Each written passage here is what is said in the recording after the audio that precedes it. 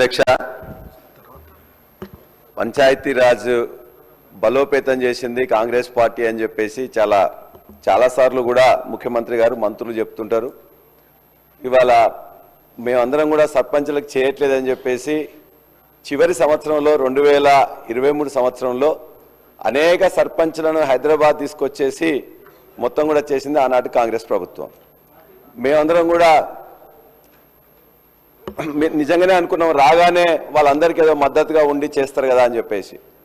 అధ్యక్ష, మా జనగామ నియోజకవర్గంలో 8 మండలాల్లో 127 గ్రామాల్లో ప్రతి సర్పంచ్కి దరిదాపుగా మొత్తం కలిస్తే ఇలా 45 కోట్ల రూపాయల బిల్లులు పెండింగ్ ఉన్నాయి. అధ్యక్ష, ఈ 12 నెలల కాలంలో ఒక్క రూపాయి కూడా రాలే.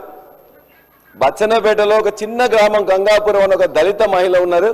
వీళ్ళని ఏం చేయాలని చెప్పేసి చిన్న విలేజ్లో ఒక 7 లక్షలు ఉంది. ఆ 7 లక్షల కోసం కూడా తిరిగి రాలేదు. అధ్యక్ష, చిన్న రామంచెర్ల అని చెప్పేసి మాజీ సర్పంచ్ ఎండి ఖలీలా బేగం అని ఉంది, బిడ్డ పెళ్లి పెట్టుకున్నారు.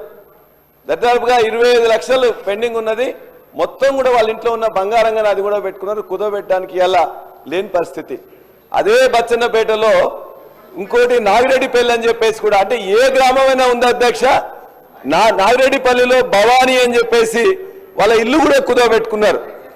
ఒకరు బంగారం కుదవబెట్టుకున్నారు.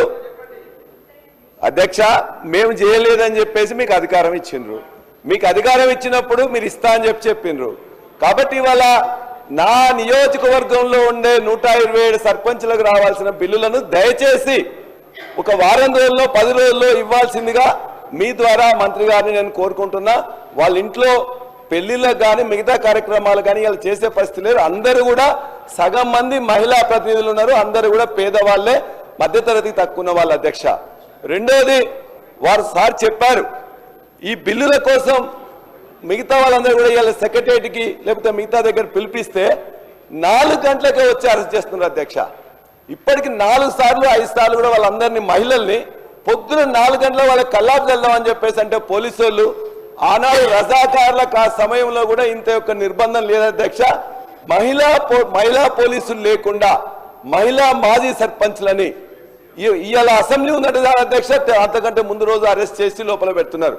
దయచేసి మీరు బిల్లులు ఇచ్చి వాళ్ళ యొక్క నిరసన తెలియకుండా చేయండి. ఆ నిరసన పాల్గొవట్లేదు, నాకు చేత కావట్లేదు అంటే కూడా ఆ మహిళా సర్పంచ్లను అరెస్ట్ చేయడం దయచేసి బంద్ చేయమని మంత్రి గారిని కోరుతా ఉన్నాను. అధ్యక్ష, గౌరవ సభ్యులు కాటేపల్లి వెంకటరమణారెడ్డి గారు.